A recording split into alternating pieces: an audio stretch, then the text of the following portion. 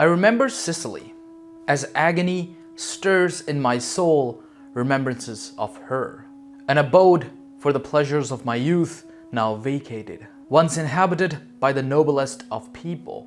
For I have been banished from paradise, and I long to tell you its story. Were it not for the saltiness of tears, I would imagine my tears as rivers. I laughed at 20 out of youthful passion. Now I cry at 60 for her crimes. Do not exacerbate my faults on your own account, since God never ceases to forgive them. These are the words of the Sicilian Arab poet Ibn Hamdis al-Azdi al-Siqli, who in these verses beautifully mourns the loss of the Sicily that he once knew. Ibn Hamdis was born in the city of Syracuse, in Sicily, around 1056 CE. While not much is known of his early life and upbringing, some scholars have postulated that he may have come from an affluent family through which he was able to attain an elite education. Some of his early life can be reconstructed through the words in his collection of poems, or divan. However, what is absolutely clear is that Ibn Hamdis grew up in a turbulent time in Muslim-controlled Sicily. Much of his childhood was marked by the internal power struggles on the island and threats from the Normans, until finally Ibn Hamdis left his homeland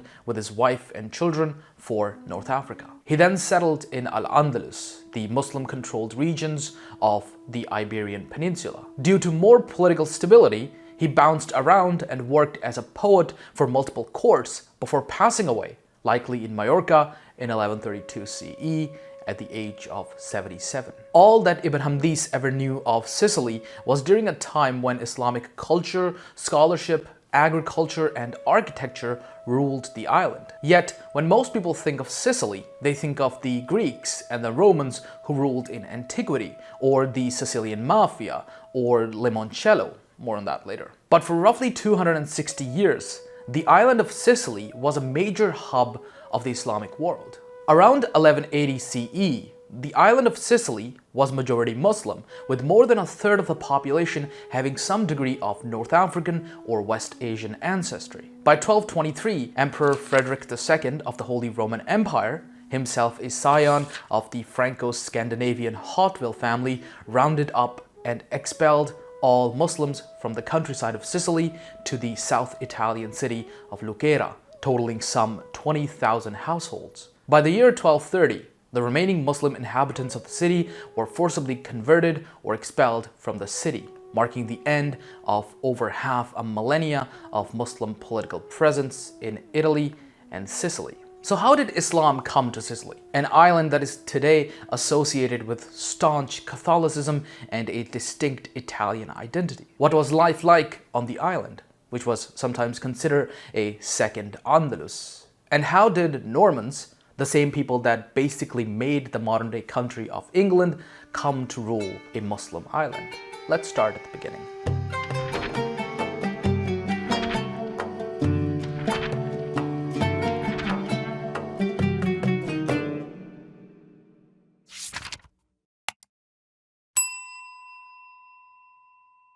Before we begin, I'd like to tell everyone that my merchandise store is now up on almuqaddimah.com, where you can find really cool wall posters like the Timeline of Islamic History, which condenses 1400 plus years of Islamic history into a beautiful timeline. There are two versions of that chart, one with portraits of important figures and one without, so you can pick whichever one you prefer. We also have a map of the fall of Al-Andalus, which shows, century by century, how Muslim empires lost ground in Spain and Portugal until their eventual collapse on the Iberian Peninsula. So be sure to check it out. That's the best way to support Al-Muqaddimah and show off some love for Islamic history. Alternatively, if you want to support Al-Muqaddimah financially, you can join these awesome patrons over on patreon.com. The links to everything are in the description. Back to the video.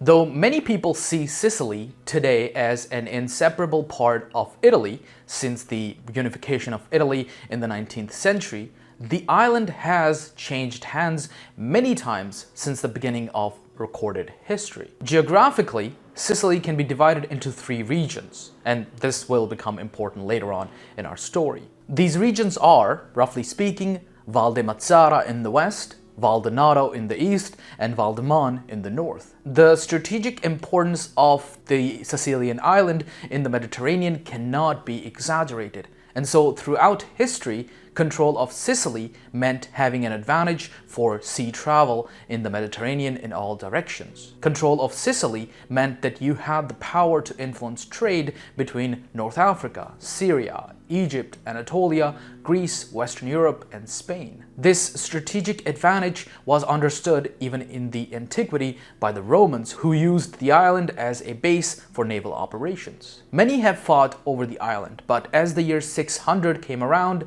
Sicily was under the control of the Byzantine or Eastern Roman Empire. When the Arabs broke out of Arabia in 632 CE, they defeated the 2 giants to the north, the Byzantine and the Sassanid empires. At that time, raiding parties went quite far during the Rashidun Caliphate era. However, while the Arabs were proficient in fighting on land, they didn't know how to do the same on the sea. The governor of Syria, Muawiyah ibn Abu Sufyan, had seen the benefits of having a navy during his time fighting the Byzantine Empire there. So, as soon as he could, he built a navy. The first raid against Sicily was launched probably in 652 CE. We don't know much about the raid or the navy, but it's reasonable to assume that most of the sailors in the Muslim navy were Christians, because Christians of Syria and Egypt knew how to sail better than the Muslim Arabs. Also, Muawiyah apparently sold some of the Christian artifacts seized during the raid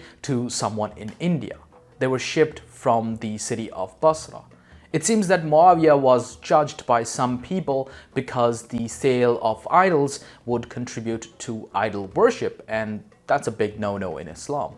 Anyhow, that is quite interesting and a topic that certainly should be revisited. Over the next few decades, Muslims expanded further and further into North Africa, and the Byzantine Empire seems to have been concerned about the encroaching Muslims and their eventual attacks against southern Italy. No doubt, a big part of concern to the Byzantine Emperor Constans II was the naval defeat known as the Battle of the Masks at the hands of the Rashidun Caliphate of the Lycian coast in modern-day Turkey in 655 CE, which greatly challenged Byzantine hegemony over the sea. Hence, Muslims had shown that they weren't just coming from land, but also from the sea. And the Byzantines had to be more vigilant about their western border as well as their eastern one. If Sicily were to fall, it could result in Muslim armies showing up in Constantinople, from the Adriatic into Dalmatia, the Balkans, and then the great Byzantine capital itself. This would be the route taken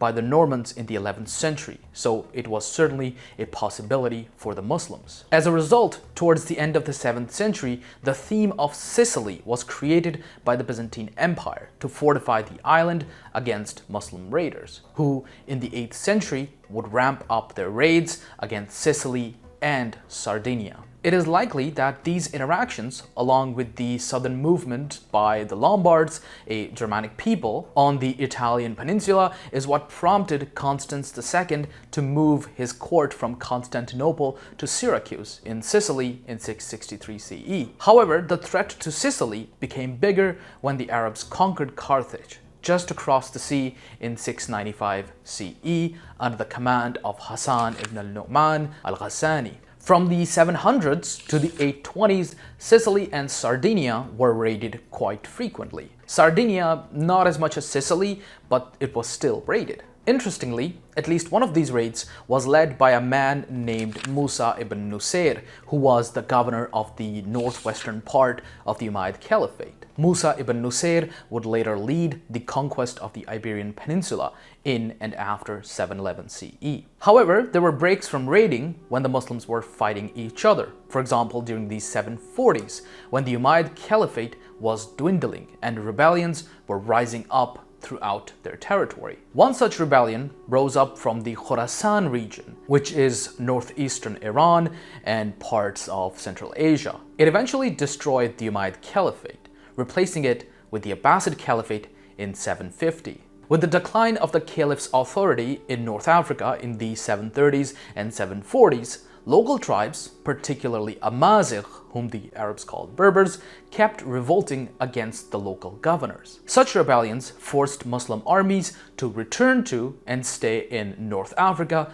to quash them. As a result, there was an invasion of Sicily around 740 that was called back. According to an Arabic source, the army was busy besieging the city of Syracuse at the time that their commander was informed of the orders to return to North Africa. According to the same source, he went to the gate of Syracuse and knocked on it with his sword before turning around and sailing back home. With the death of the Umayyad Caliphate came the Abbasid Caliphate. For the Abbasids, it was vital to extend their control to all of the former territories of the Umayyads that had fallen out of their control. Their second caliph, Al-Mansur, even tried to retake Spain from an Umayyad prince named Abdul Rehman who had escaped there. However, that proved difficult with it being so far from Baghdad, the Abbasid capital. Modern-day Morocco, too, was similarly lost. However, in what is now Tunisia, they were able to prop up a semblance of control. From 770 to 800, a military general rose up there named Ibrahim ibn al-Aghlab, who was quashing various rebellions and consolidating control there. He took over the city of Qayrawan and was all but the emir of the region of Ifriqiya, roughly the region of modern-day Tunisia and the coast of Libya. In the year 800, the Abbasid Caliph Harun al-Rashid confirmed him as such. Hence, the dynasty of the Aghlabids was born. In theory, they were subservient to the Abbasids, but in practice, they were pretty much independent, and the Abbasids rarely tried to manage them. By 827, the Aghlabids were having trouble managing Ifriqiya. Everything outside of Qayrawan was pretty much controlled by locals, and they weren't always willing to listen to the Aghlabids. Much of their economy was dependent on slave labor, and there was no way to get more of them. To the west of the Aghlabids was Idrisid Morocco, which was protected by the Atlas Mountains and was hence difficult to penetrate. Worse still, it was ruled by Muslims, so attacking them would not yield any slaves because according to Islamic law, Muslims couldn't enslave other Muslims or non-Muslims who lived in Muslim territory. To the south was the Sahara, which was also difficult to penetrate. To the east was Egypt, which was Muslim and controlled by the Abbasids. The only direction to go was north, across the sea. It would also give the tribes someone else to direct their hostilities to, and it would bring new slaves. So it was a win-win for everyone, except for the people who died and the people who were enslaved and the people who lost everything they had during the invasion, as war does. It was also a tempting target because its ruler, the Byzantine Empire, was losing ground across the old heartland of the Roman Empire. Medieval Italy was a pretty happening place. Basically, the tensions that would eventually lead to the schism of European Christianity into Orthodox and Catholic Christianity was simmering at the time, and the invasion of the Lombards had gradually weakened Byzantine control across the Italian peninsula and Sicily. The island was also undergoing significant transformations, becoming gradually more Greek in language, culture, and religious practices, in contrast to its previous Greek-Latin hybridity.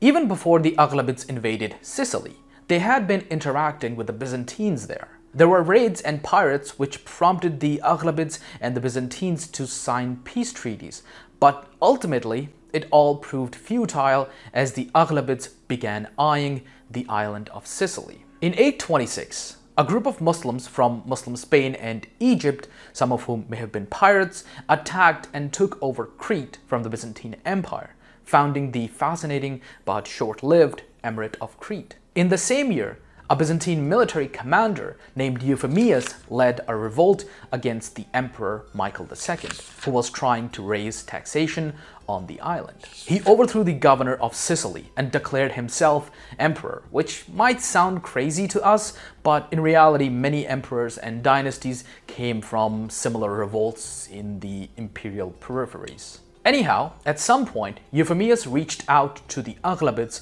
asking them for support. In June 827, the Aghlabids sent an army under the command of one Asad ibn al-Furat. The army was made up, according to some, of around 10,000 men and 70 to 100 ships. It landed on the island near Mazara in western Sicily and quickly marched on Syracuse. As quickly as it had started, though, the invasion hit a roadblock.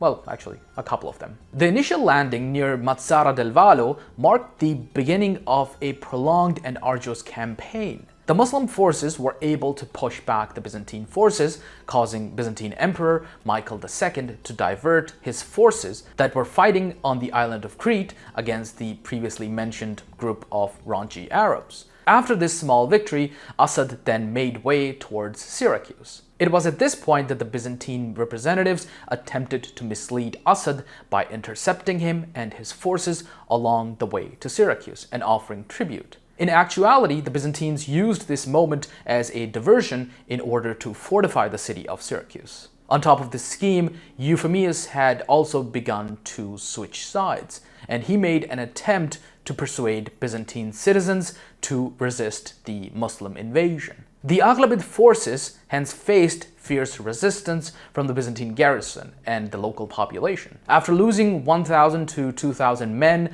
Asad went forth to siege the city of Syracuse. The grueling siege lasted a year. Both sides received reinforcements. There was a short-lived mutiny among the Muslim forces, and a plague affected the Muslim forces terribly. Asad himself succumbed to the disease. Though by this point, he and his forces held the southern coast of the island, and the conquest of the island would continue under subsequent leaders. After Asad's death, the Muslims had a new commander named Muhammad ibn Abi al-Jawari, who abandoned the siege and took refuge with his army in Mineo. By 829, both Euphemius and Emperor Michael II were dead, and the Muslims held on to Mineo and Mazara, which were at the opposite ends of the island. In 830, the Muslims then gained some serious reinforcements from Ifriqiya and Al-Andalus, totaling some 30,000 men with around 300 ships. After a small victory, ending in the death of the Byzantine commander, a counterattack by the Byzantines led to some Andalusis going home. However, in the year 830, the Aghlabids regrouped and began the siege of Palermo in August, and after a long siege of a year, the Byzantine governor surrendered in September of 831. With the city of Palermo under Muslim control, the city became the capital of the Emirate of Sicily. It was renamed to Al-Madina, or the city. Palermo became the jumping off point for further expeditions deeper into the island, and other major cities were captured over the ensuing decades, such as Messina in 843, and most importantly, Syracuse, but that comes a little bit later. They quickly turned the unimportant town of Palermo into a major city of Muslim Sicily and the center of Aghlabid power on the island. Now, it's important to talk a little bit about their army because its composition and certain dynamics within it laid the groundwork for future divides and dynamics in Muslim Sicily. This coalition army contained Aghlabid Arabs connected to something called the Jund. The Jund was a somewhat officialized institution comprised of major military families and the men that they could muster. Also part of the Aghlabid army were the Saqaliba, which were slaves of European and Balkan origins that would form a major part of Palermo's urban population. There were also Amazighs and other non-Arab Africans from sub-Saharan Africa, as well as some contingents from Muslim Spain and Portugal. Like the Aghlabid army, Sicily's story from here on was deeply linked with the events in North Africa, the Middle East, Southern and Northern Europe. From this foothold in Sicily, it would take some 70 years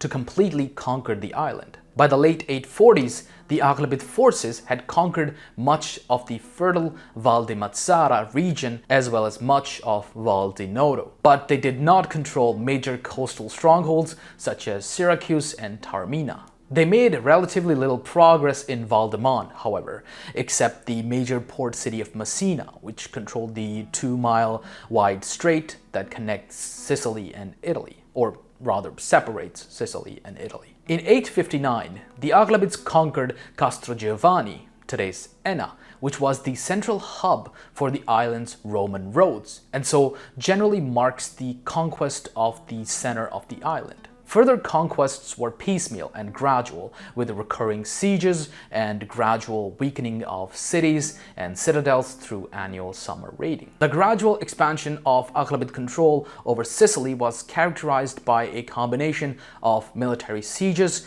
and negotiated surrenders. The Byzantine stronghold of Syracuse, however, remained a formidable obstacle. By the late 870s, the city was one of the last remaining Byzantine enclaves on the island, fiercely defended by imperial troops and heavily fortified against naval attacks. In 877 CE, Muslim forces laid siege to Syracuse, launching one of the most prolonged and strategically crucial battles of the Islamic conquest of Sicily. The Byzantine defenders, aware of the city's significance, resisted with ferocity, repelling multiple attempts to breach the walls. As the siege dragged on for nearly 9 months, both sides suffered heavy casualties. Despite the hardships, however, the Muslim army continued its assault, cutting off supply lines and starving out the defenders. By May 878, the weakened Byzantine garrison was no longer able to withstand the siege, and the city finally succumbed to Muslim invasion. The conquest of Syracuse marked a major milestone, effectively ending Byzantine naval dominance in the Western Mediterranean, and paved the way for the eventual full Islamization of Sicily. The fall of such a symbolically and militarily important city left only a few scattered Byzantine outposts in Sicily, dramatically shifting the balance of power on the island. Following the victory, Muslim forces sacked Syracuse, looting its famed ancient libraries and churches and setting fire to large parts of the city. All the while beginning in 860, the struggle for control over Sicily led the Muslim forces to seriously focus on Val d'Amon, the northeastern portion of the island. There was some internal strife, marked especially by a civil war against the new governors and troops sent from Ifriqiya in the 880s. Nevertheless, by 902, the Arabs had succeeded, and they had completed their conquest of Sicily, ushering in a new era for the island that would last nearly 200 years under the Emirate of Sicily. Intra-Aghlabid conflicts were also common, such as a series of revolts and civil wars of the late 880s and 890s, which saw rising tensions between the Sicilians and the Ifriqiyans, tensions between the Arabs and the Amazighs, although these groups were slightly different from our current understanding of their ethnicities. In fact, there was even a sizable rebellion in 890 by the Jund members and landowners in Ifriqiya, which threatened the rule of the Aghlabids. Now, the reigning emir at this time was Ibrahim II, who had been ruling since 875 CE. He is regarded as one of the greatest Aghlabids, precisely for his military prowess in putting down so many revolts, as well as numerous conflicts in North Africa. He is also well known for being exceptionally violent and prone to torture. Unsurprisingly, some of the revolts that he faced stemmed from his very reputation for, as one present-day historian puts it, exacting justice and for vengefully suppressing all opposition. There was another significant rebellion in Palermo in the year 900, which stemmed from conflicts between the Arab and Amazigh factions in the city that might, and here the sources are a little bit uncertain, themselves have been unified to fight against the Ifriqiyan mainland. Whatever the case, Ibrahim put down this rebellion, and his vassals fought a Byzantine invasion of Messina. In June 902, Ibrahim transferred the emirship to his son, Abul Abbas Abdullah, after the Abbasid Caliph Al-Mu'tadid stripped him of his governorship and called him to Baghdad due to various reports of the violent tendencies that he had. The fact that he willingly gave up his position seems to confirm what these sources point out about him being genuinely penitent about his ways. He then promised to meet the Caliph in Baghdad, but on the way he wanted to conquer more lands for Islam. In a lightning campaign, he moved across Sicily, taking the remaining stronghold of Taormina, which sparked surrenders in other remaining pockets throughout Sicily. He then moved on the Italian mainland with an aim to take Constantinople on the way to Baghdad. He died, however, unexpectedly at the age of 52 due to dysentery. Mainland Italy had significant Muslim presence in this period as well. Basically, while the Muslims had raided Italy for a while, it increased significantly in the 800s to the point where there were multiple Muslim forts and even settlements across the peninsula, such as on the Po River in northern Italy. In the south, these settlements began to coalesce around the settlement of Bari, giving rise to the Bari Emirate. It frequently fought with the Dukedom of Benevento, which was a Lombard duchy that frequently fought with the Kingdom of Italy, the Papacy, and the Byzantine Empire, on top of the Emirate of Bari and other smaller powers. Like I said, medieval Italy was pretty hectic. Turning from political to social developments, we can say that the Aghlabid period saw the cementing of Muslim control of Sicily and significantly altered life on the island. For a variety of reasons, enslavement, the desire not to pay the jizya, fleeing violence of war, and more individual reasons for migration, a sizable population of the Christians left Muslim-controlled parts of the island and moved to the northeast and even parts of Europe. In turn, the Aghlabids encouraged communities from North Africa to resettle in Sicily. The overall effect was that gradually a form of Arabic, described by Arabic-speaking travelers as garbled, became the lingua franca on the island. And gradually, even many historically Greek Orthodox Sicilian Christians converted to Islam, to the point that outside of the northeast region of Val d'Aman, Islam was the majority religion by the end of the Aghlabid period, and Arabic was the lingua franca. There does not appear to have been a significant build-out of Islamic infrastructure or governance, however. Little in the way of mosques and other characteristic displays of Islamic rule extended beyond the cities during this period, with landowners and administrators content to take occasional taxes and prepare their men for future raids for loot and captives, which was the primary source of revenue for the Aghlabid elites. Because of this, Byzantine practices regarding land, inheritance, and most other facets of daily and even administrative life continued as they had before the Aghlabids. The biggest transformation being the imposition of the jizya, however. The jizya is a tax paid by non-Muslims, which was generally pretty significant. However, its payment also meant that Christians were safe from conscription into the military, something that most Muslim men were often forced into, as much as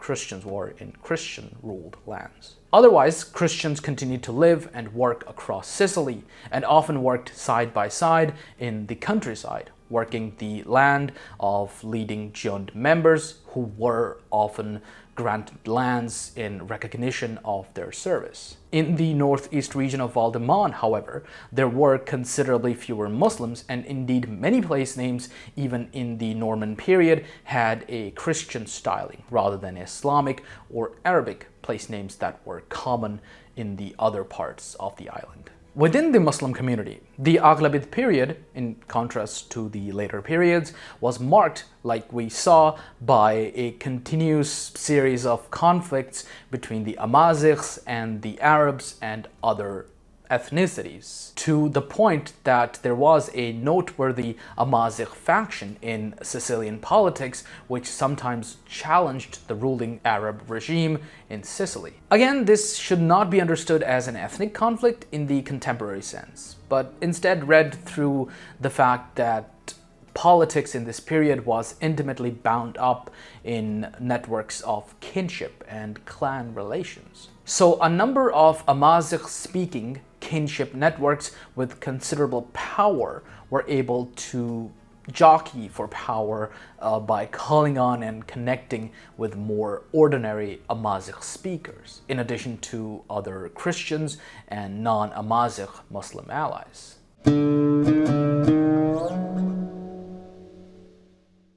Unfortunately for the Aghlabids, however, their rule did not last long in Sicily.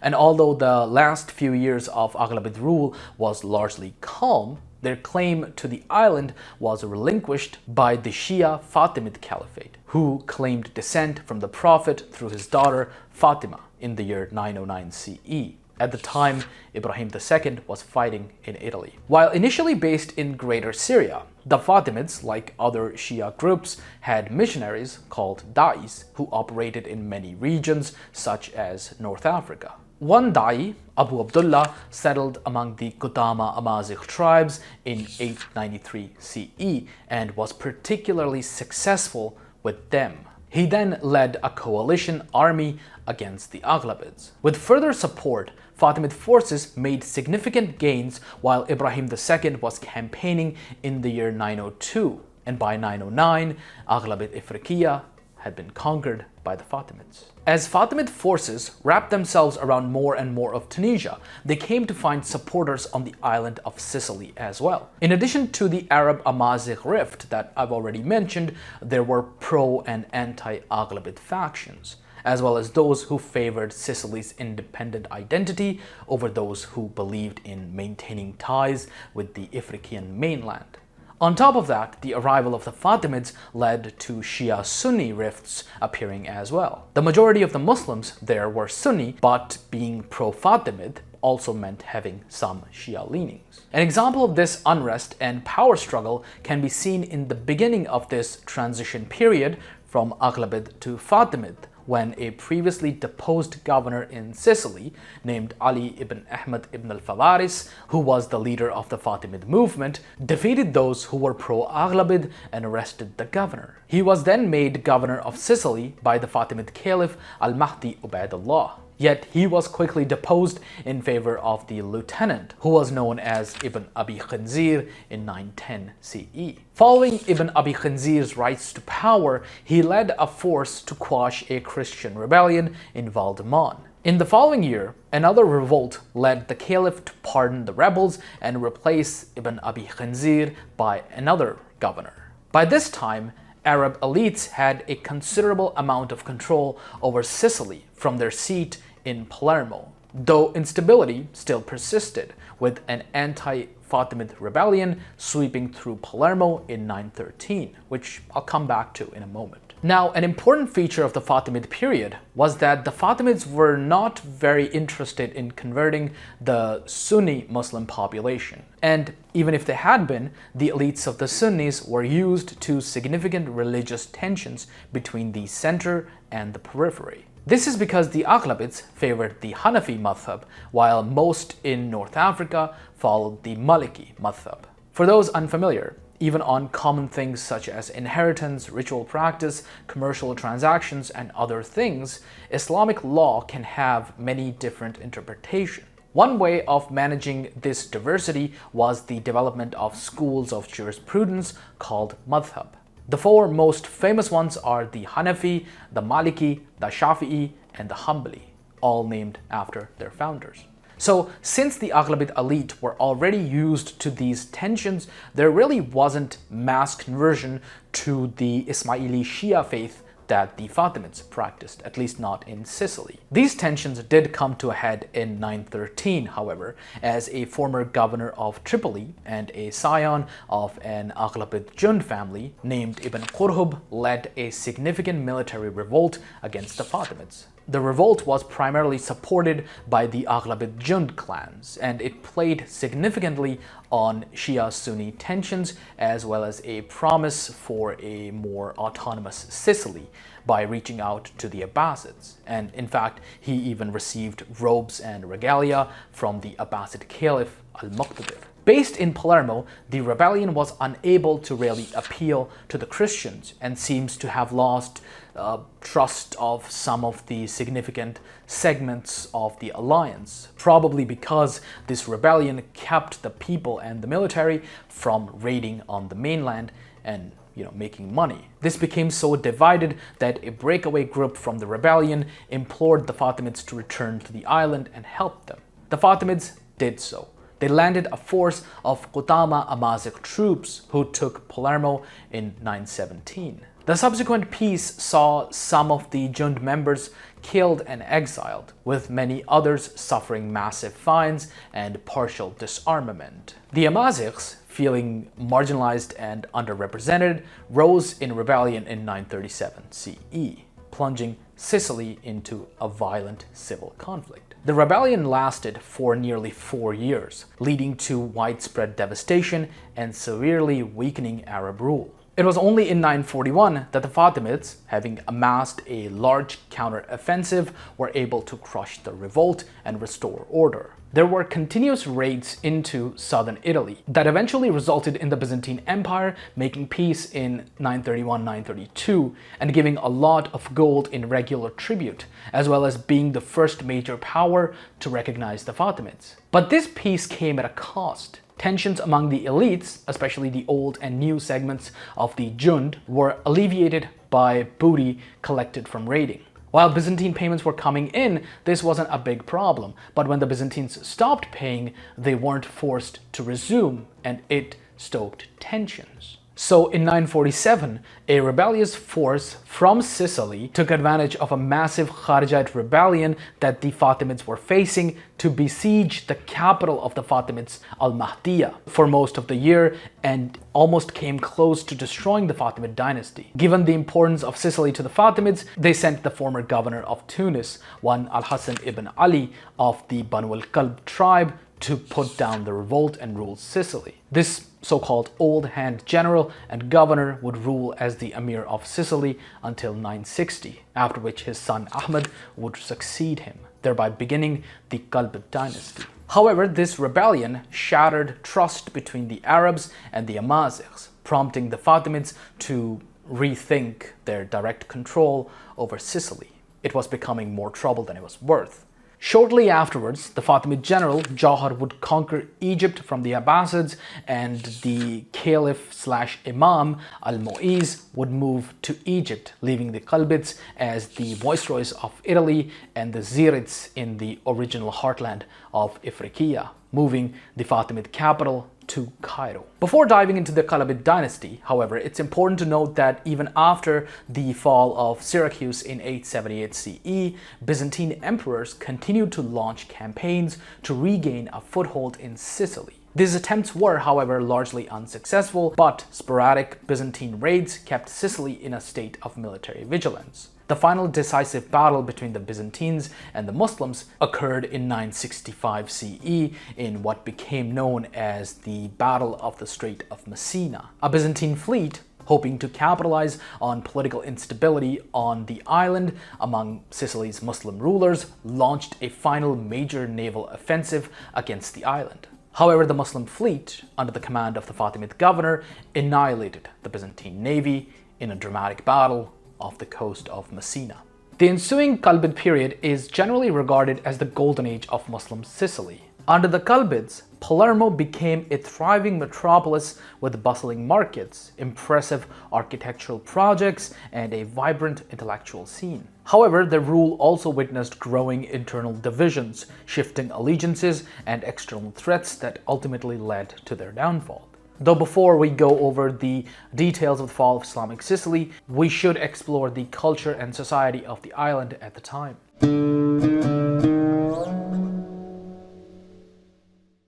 Sicily experienced a golden age, marked by remarkable cultural, agricultural, and economic achievements. The island became even more cosmopolitan than ever before, with a mix of Arabs from all over the Islamic world, as well as native-born Sicilian Arabs and the native Arabs from before the conquest. Muslims, Christians, and Jews all inhabited the island simultaneously, and Sicily was revitalized as a crucial nexus in the Mediterranean trade network, connecting the Islamic world with Europe, Byzantium, and North Africa. Commodities such as silk, spices, citrus fruits, and ceramics flowed through Sicilian ports, enriching its cities and fostering that cosmopolitan environment. As in much of the Islamic world at the time, intellectual activity flourished and coincided with the religious studies as well. In terms of religious studies, there was study of Islamic jurisprudence or fiqh, as well as Quranic recitations or qira'at. The wealth that came from trade facilitated the growth of all facets of intellectual and artistic activity on the island. Muslim settlers and scholars traveled from the Maghrib or northwestern Africa, Andalus or Muslim Spain, and Persia to Sicily and vice versa to participate in this flow of science and culture. As far as the religious traditions of Sicily go, they of course began with the religious scholar turned commander Asad ibn al-Furat, who led the earliest conquests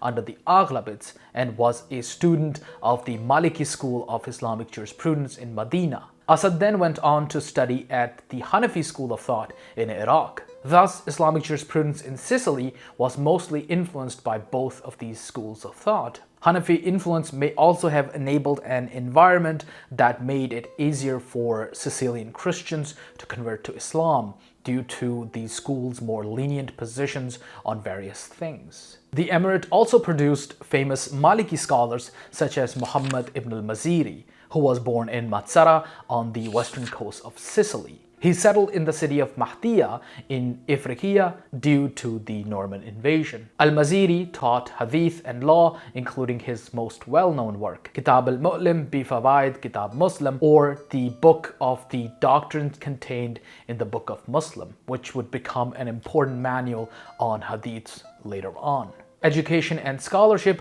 thrived during this period. Islamic Sicily became a center for the translation of Greek and Roman texts into Arabic, preserving classical knowledge and contributing to the intellectual life of the broader Islamic and European worlds. Libraries and schools proliferated, attracting scholars, poets, and scientists. The works of thinkers such as Euclid, Galen, and Aristotle were studied alongside original contributions in astronomy, medicine, and philosophy. The Emirate of Sicily hosted many schools, and according to Ibn Hawqil, just the city of Palermo hosted around 300 school teachers. These schools were financially funded by the Islamic religious endowments or waqf. In these schools, called Maktab, students were trained in Islamic studies as well as poetry, literature, and grammar. Students would begin this education at a young age, maybe 7 or 10 years old, and would be educated in both Islamic and secular studies, which were known as Ulum al-Qudama, or the sciences of the ancients. More advanced education with the intention of preparing some students to pursue lifelong study or government administration was given in secondary schools. Mosque schools or madrasas provided advanced education, hosted libraries, and were situated next to lodgings that would host students who had come to the island to settle and learn. Advanced studies diversified into the fields of, for example, natural science, philosophy, medicine, and literary fields such as poetry, history, calligraphy, and rhetoric. They were taught privately by advanced scholars. Additionally, Sicily hosted a vibrant community of mystics or Sufis who lived in ribat or fortified convents, according to Ibn Hawqil, who heavily criticized these mystics. The legacy of these Sufi mystics can be seen in the Sicilian word murabitu, meaning a hermit or a person who abstains from drinking alcohol, deriving from the Arabic word murabbit. Islamic literary scholarship in general took off in Sicily, especially in the western parts of the island around Palermo, where Muslims were the majority of the population. Sicily had been a multilingual island for centuries, and at the height of the Arabization of the island, it appears that the Arabic language became ubiquitous in one form or another. Native Sicilians, Amazigh and Arabs may have communicated by way of a pidginized Arabic with Greek and Romance features. The dialect spoken in Sicily was probably closer to a Maghrebi Arabic dialect, similar to the ones spoken in Tunisia and Morocco. At around the time of the Fatimids, Sicily had become greatly Arabized, and a bilingual, bicultural environment flourished among Muslims and native Christians, though Greek persisted on some parts of the island, such as in Valdeman and San Marco regions. Like throughout much of the Islamic world at this time, poetry was incredibly popular in Sicily. We already discussed the beautifully mournful poetry of the poet Ibn Hamdis in the intro, but of course Sicily was home to many more poets. In addition to poems of nostalgia, there were also poets who wrote on the subject of love, for example. The Arab Sicilian philologist Ibn al-Qatta al-Siqli even chronicled an anthology of Arab Sicilian poets in his work titled Al-Durra al-Khatira fi Shu'ra al-Jazira, or The Precious Pearls on the Poets of the Island. Other poets were drawn from other parts of the Islamic world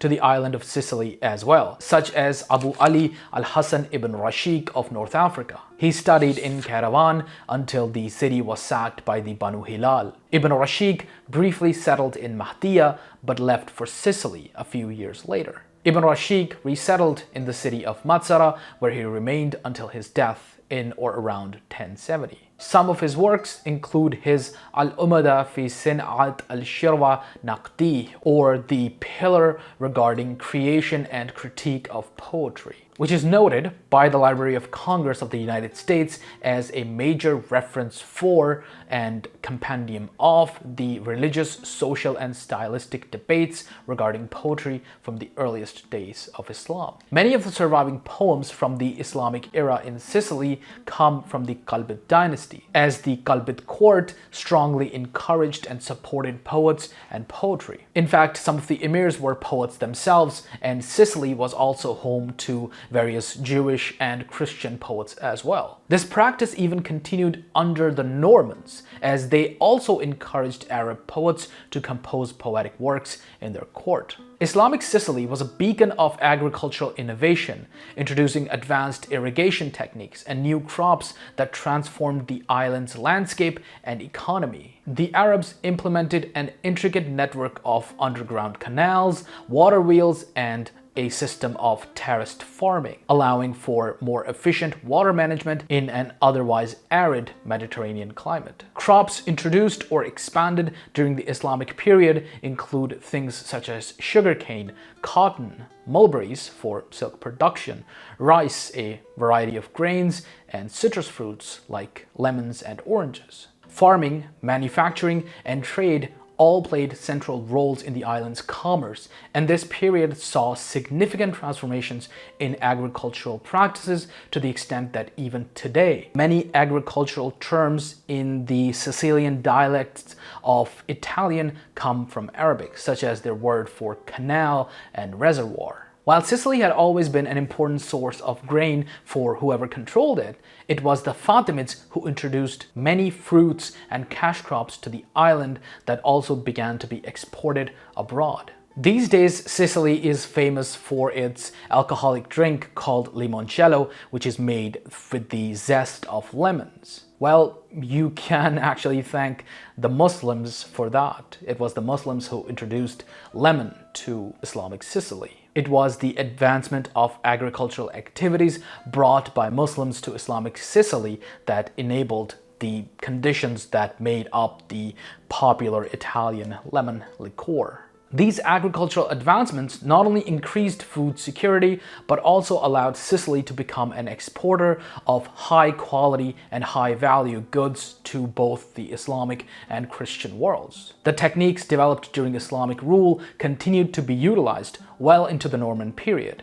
and even after that, cementing their legacy in Sicilian farming traditions. More strategically important, though, was Sicily's massive forests. Many merchants became very wealthy, providing North African powers with a constant supply of timber, often taking home gold rather than some kind of commodity to sell in Sicily. This was because North Africa, following widespread deforestation in the Roman period, severely lacked in trees, which were necessary to build all the important ships, which allowed the Aghlabids and then the Fatimids to maintain their naval power in the Mediterranean Sea. Islamic architecture in Sicily reflected the island's multicultural character, blending Arab, Byzantine, and local influences. The urban planning of Palermo and other major cities followed the Islamic model of narrow, winding streets, central marketplaces, and fortified citadels. As mentioned earlier, Ibn Hokl wrote a description of the city of Palermo after visiting in 972.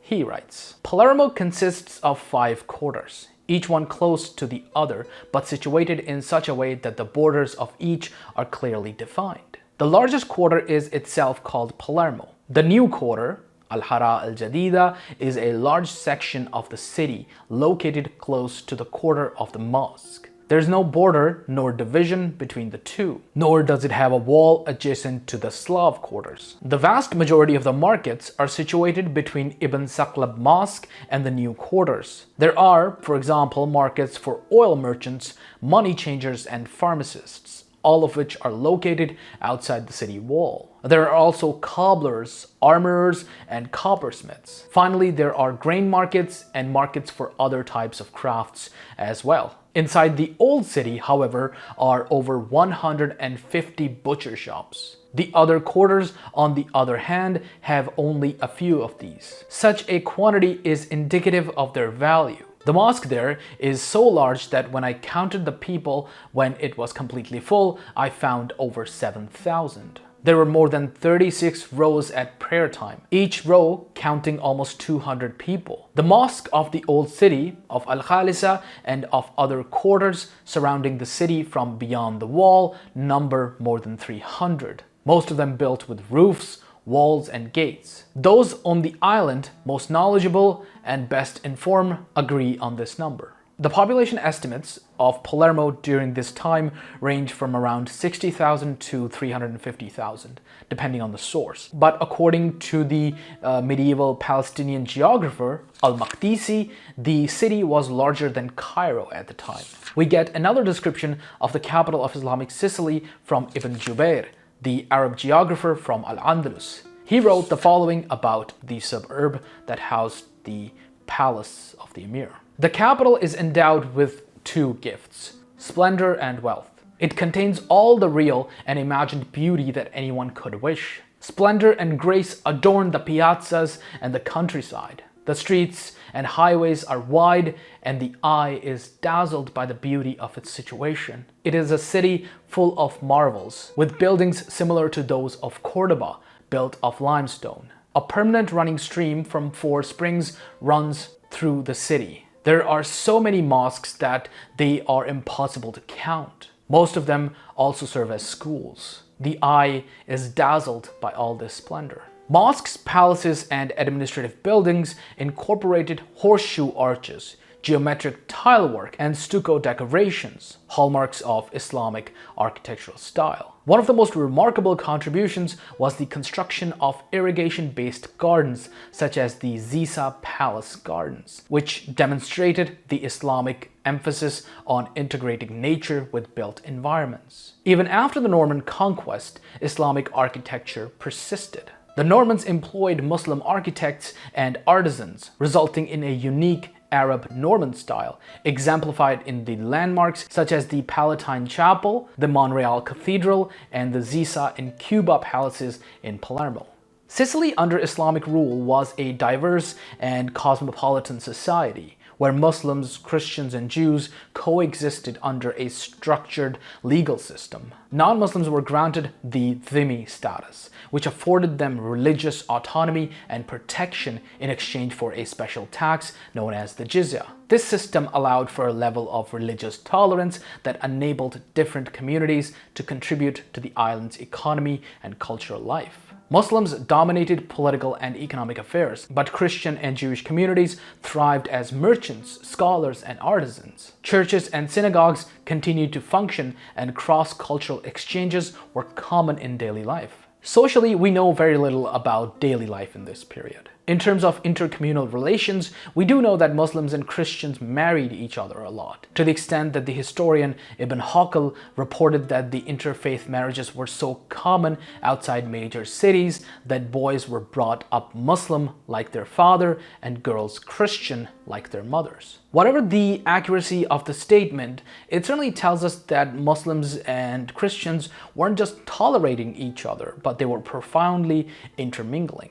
The interactions between Christians and Muslims take on an interesting flair, such as in one recounting by the aforementioned 10th century historian Ibn Haql of the main mosque of Palermo. He describes it as once being a church, and which still supposedly had the remains of Aristotle in a box suspended in the air, and which had previously been prayed to by Christians to ward off droughts. The island also had significant Jewish population, maybe something like 8 or 10%. Some had existed from the Byzantine period. However, many came from North Africa and Southwestern Asia, and thus were much more oriented towards the Islamic world than the Greek or Latin world. Many native Sicilians gradually adopted the Arabic language and customs, and Arabic became the lingua franca of the administration and commerce, as mentioned earlier. However, social hierarchies did exist, and periods of tension occasionally arose, particularly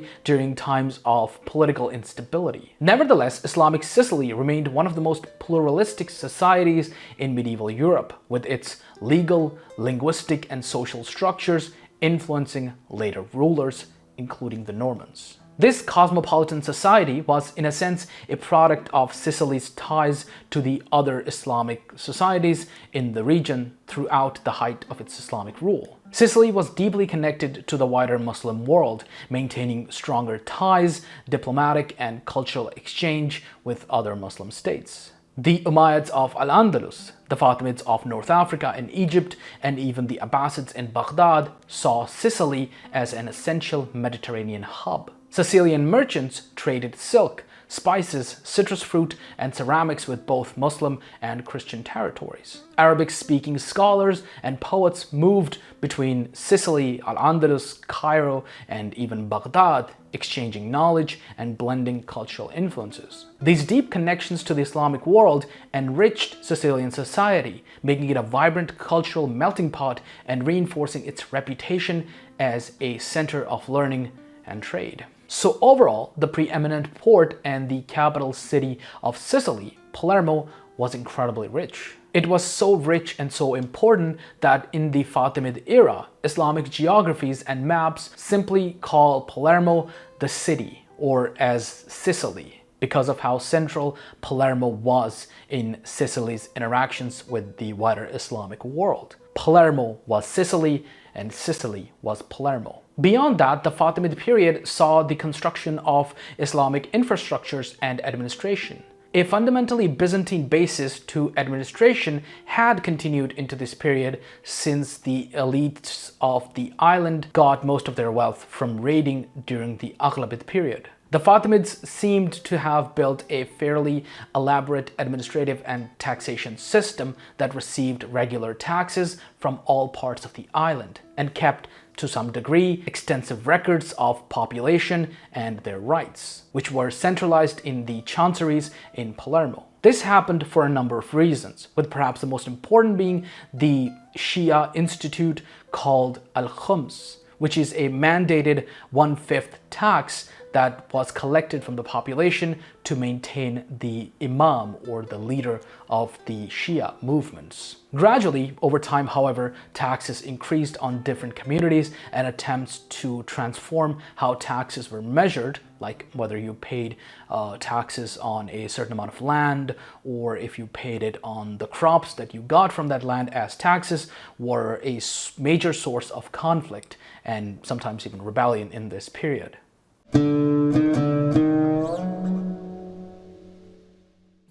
So what happened to Qalbit Sicily? The religious and linguistic tensions that I mentioned before continued throughout the period. However, they were generally muted because of the growing wealth of Sicily during this period. This, however, began to change in part for reasons that were beyond the control of the Qalbids. After the Fatimids moved to Egypt, Sicily became more autonomous and less linked to Ifriqiya. While this is not inherently problematic, the Qalbids neither expanded their own power base by, for example, conquering further, nor developed a system of organizing overseas trade such as Genoa or Venice did in this same period. While raids continued under the Qalbids, they were less effective than before, which stopped the inflow of wealth from that source, and ever so gradually, their own economic power bases began to erode. While there were some rebellions in the early 1000s, the most important started in 1019, when Amir Jafar II's leading secretary proposed overhauling land tax policy in Sicily to align it with the Ifriqiyan practices, and so to overturn long-standing practices in Sicily that had married Islamic and Byzantine practices. These changes would have increased taxes across the board, and the secretary, who was from Ifriqiya, may have been part of some sort of Zirid conspiracy to extend influence to Sicily. This sense of outside imposition, especially as Sicily had become more autonomous, unsurprisingly stirred a lot of anger. It was further aggravated by the reputation of the Qalbid dynasty for elaborate and fancy court rituals, while also being stingy with elite largesse that people in this period expected. The tensions came to such a point that, according to one historian, the people of Sicily and the sheikhs of the towns, both great and small, marched on Palermo and sieged the Qalbids in their palace. Amir Jafar's father, Yusuf, approached the crowd and agreed to depose his son, replacing him with another one of his son, Ahmed. There are fairly limited sources in this period, and what we do have are sometimes a little unclear about the chronology and even the persons involved, but it basically seems like during his reign, different portions of the Qalbid clan, as well as various intermarried families, carved out zones of influence, which became basically independent of the emir. Sicily entered a period of fragmentation, often referred to as the Sicilian Taifa period, which is analogous to the more famous Andalusian Taifa period. After the fall of the last Qalbid Amir, Hassan al-Samsam, around 1053 CE, the centralized rule of Sicily collapsed. Those rulers, often of Arab or Amazigh descent, were unable to maintain unity among Sicily's Muslim population, however. Instead, they competed with each other for dominance, forming rival factions that weakened the island's defenses. This internal division created an opportunity for external forces. In 1038, the Byzantine Empire launched a bold attempt to retake Sicily from the Muslims. This campaign was led by one George Maniakes, a skilled Byzantine general who commanded a multi-ethnic army, including Norman mercenaries, Lombard warriors, and even Viking troops from the Varangian Guards, like Harald Hardrada, the future king of Norway and Denmark, who invaded Saxon England and died at the Battle of Stamford Bridge in 1066. The Byzantine forces landed in eastern Sicily and launched an aggressive campaign, recapturing Syracuse and Messina from the Muslim rulers. For a brief period, it seemed as if Sicily might actually return to Byzantine control. However, the campaign was abruptly abandoned due to political disputes among Byzantine leadership. Maniakes was recalled to Constantinople and his forces withdrew, leaving Sicily firmly in Muslim hands. This event, though unsuccessful for the Byzantines, had a lasting impact. It introduced the Normans to Sicily. The Norman knights who fought in this campaign saw firsthand the island's wealth and strategic value, and in the decades that followed, they would return, not as mercenaries, but as conquerors. As these independent Muslim factions vied for control and power, some sought alliances with outside forces to gain an advantage over their Muslim rivals. This proved to be a critical mistake, as Norman leaders were able to exploit these divisions. Ibn al-Thumna of Syracuse, for example, aligned himself with the Normans in hopes of gaining dominance over his rival, Ibn al-Havas of Agrigento. These alliances enabled the Normans to land on Sicily with support from certain Muslim factions, making their conquest much easier than if they had faced a unified Muslim enemy. Thus, the Taifa period of Islamic Sicily played a crucial role in Norman conquest. By the time the Normans launched their full-scale invasion, Islamic rule on the island was already crumbling from within.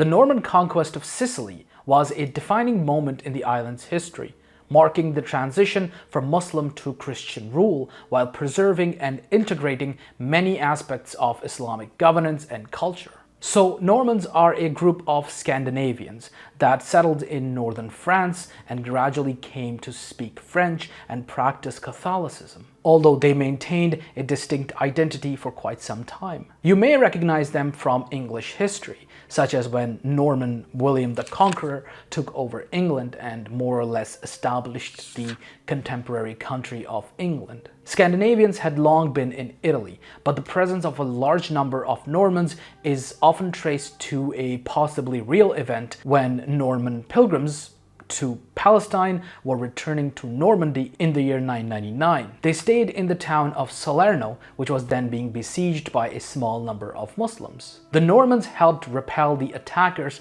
to the praise of the town's residents, who then asked them to stay, but the Normans declined. However, they promised to tell their countrymen of the riches of Sicily, so they would return. Regardless of the story's accuracy, by the early 1000, there were many Normans acting as mercenaries in southern Italy, fighting for the Byzantines, the Lombards, and even the Muslims. By the 1040s, different Norman groups seemed to be cooperating together and more regularly, and coalescing around a figure from the George Maniakes campaign in Italy named William of Hauteville. His two brothers, Robert and Roger, succeeded him and would ultimately lead the Norman invasion of Sicily. They first gained a foothold on the island in 1061, capturing Messina after forging alliances with disaffected Muslims and Christians who opposed Qalbid rule. Palermo, the jewel of Islamic Sicily, fell in 1072 after a prolonged siege, effectively signaling the beginning of Norman dominance. However, resistance persisted in the southern and eastern parts of the island, particularly in Syracuse and Val d'Anoto, which remained under Muslim control until 1086 and 1091, respectively. While conflicts continued sporadically in mainland Italy, the Normans were generally able to focus on Sicily. This conquest began some 30 years before the Crusades, and while charged religious language would sometimes be employed, the Hautevilles frequently allied with Muslim powers, such as the Muslim emir of Syracuse, Ibn al-Thumna, and in fact their army was also often majority Muslim. Now, unsurprisingly, there was some concern about a Catholic-led army conquering Sicily, and some of the leaders of Western Sicily called upon the Zirid dynasty of Tunisia to assist. This joint Sicilian Zirid army was crushed in 1068 during one of the few great pitched battles of the conquest, the Battle of Misselmeri, after which the Zirids gave up on Sicily. Part of the reason that the Zirids gave up on Sicily so quickly was that they were facing some of their own troubles because they had declared their allegiance to the Abbasid Caliph, and so the Fatimids had encouraged the Arab Banu Hilal tribal confederation in the eastern region of North Africa to invade the Zirids. This invasion went to great effect and is beautifully narrated by Ibn Khaldun, no doubt contributing to his analysis on the life cycle of urbanity and rurality in the Muqaddimah, which you can see behind me right there. The invasion was so impactful that it is often regarded as a central event in the Arabization of North Africa.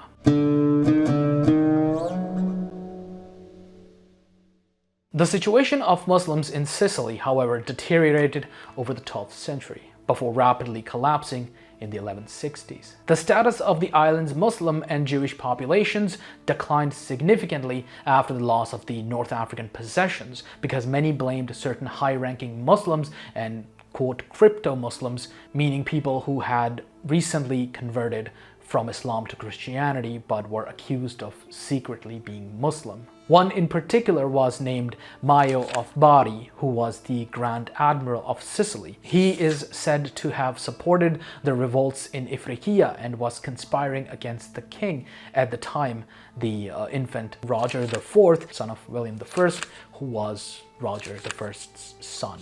This inspired mob violence towards Muslims and relatedly saw the disarmament of many Muslim communities, possibly at the behest of leading Muslims to hopefully deter accusations of conspiracy and revolt. Unfortunately, the disarmament just made massacres easier. Ultimately, Maio was killed by a crowd in 1160. The crowd also stormed the royal palace, and when they paraded around the king Roger IV, he was struck and killed by an arrow. Revolts and massacres continued on and off throughout the 1160s, taking place in royal lands, meaning the lands that were controlled by the crown directly rather than through some vassal, despite the official prohibition and resistance to this mob violence. While Muslims and Islamic communities continued to exist in Italy until 1300, their status and number was significantly truncated. The Muslims were also caught in a difficult place when they had to side with one party or the other during a succession crisis in the Kingdom of Sicily. The Muslims sided with Henry VI of Germany in opposition to Tancred, the illegitimate grandson of Roger II, who was both backed by the papacy and had been a ringleader of pogroms against Muslim populations in the 1160s. Muslim communities unsurprisingly sided with Henry, who eventually lost out to Tancred. Despite that, Henry's son Frederick would eventually succeed Tancred's short-lived son to become the King of Germany, in addition to the German Emperor. While he spoke Arabic and was familiar with Arabic culture, he didn't establish the same Arabo-Norman type of rule of the previous kings of Sicily. Ultimately, throughout this period, Muslim communities tended to back the losing party in regional political struggles. Then there was one of the only rebellions of Muslims against Christian rule in 1222 with an emir named Ibn Abbad. Upon winning, Frederick began a program of deporting Muslims to the small city of Lucera on the Italian mainland. Interestingly, this seems like something of a compromise on Frederick's part, because many other non-Christians were being exterminated rather than deported.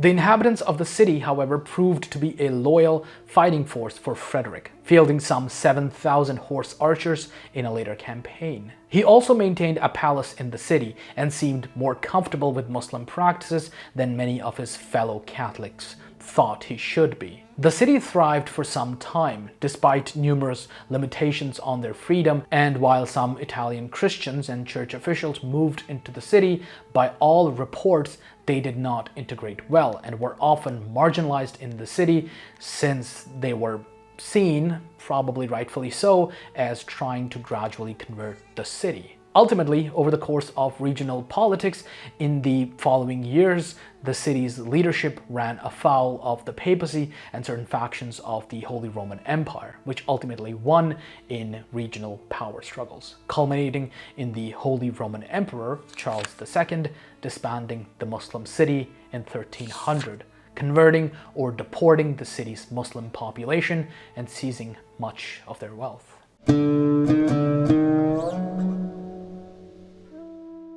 The legacy of Islamic Sicily is still visible today in the island's language, cuisine, architecture, and culture. Many Sicilian dialect words have Arabic origins, particularly in agriculture and trade. Words like zibibo, from the Arabic zabib, meaning raisin, or qalia, from qalia, meaning roasted chickpeas, reflect the deep linguistic impact of Arabic on the island.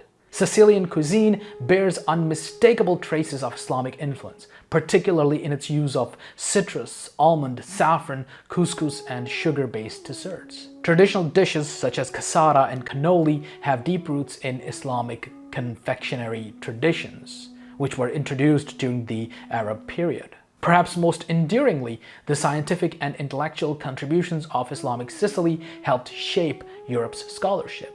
The translation of Arabic manuscripts into Latin, facilitated by scholars in Norman Palermo, played an important role in transmitting classical Greek and Islamic knowledge to medieval Europe. This intellectual bridge between the Islamic and Christian world was instrumental to the development of the European Renaissance thought. Though Islamic rule in Sicily ended with the Norman conquest, its legacy remains an integral part of the island's cultural and historical identity. I'll end with an interesting fact about the movie Godfather. In The Godfather, the main family is called the Corleone family, but that's not their real name. That's the name of the village that the family comes from in Sicily. That town actually has a prominent Islamic history. It's known as Corleone in Arabic sources and was conquered by the Muslims around 840 or so. According to some, Corleone was the name of the Arab fighter who conquered the city, but that seems unlikely because the name Corleone just sounds non-Arabic and there's no one else by that name in Islamic history. Corleone might come from French, where it means the heart of lion or lionheart. After the Muslims were pushed back from Sicily by the Normans, Corleone was recorded as being 80% Muslim, and it kept resisting against Christian rule for quite a while until it was repopulated and the Muslims were moved or exiled. As late as 1222, King Frederick II of Sicily was fighting Muslims of Corleone. According to Wikipedia, this tower is an original from the Arab period. Interestingly, it's part of a structure known as the Soprano Castle. Of course, the Soprano family is well known as being in the garbage business in New Jersey in the TV show The Sopranos. That town sure has a lot of connections to fictional gangsters. See you next time. Don't forget to subscribe and press the bell icon. On the screen right now, you can see the names and tiers of the patrons. You can join them by pledging $1 or more to support the channel. Thank you for watching.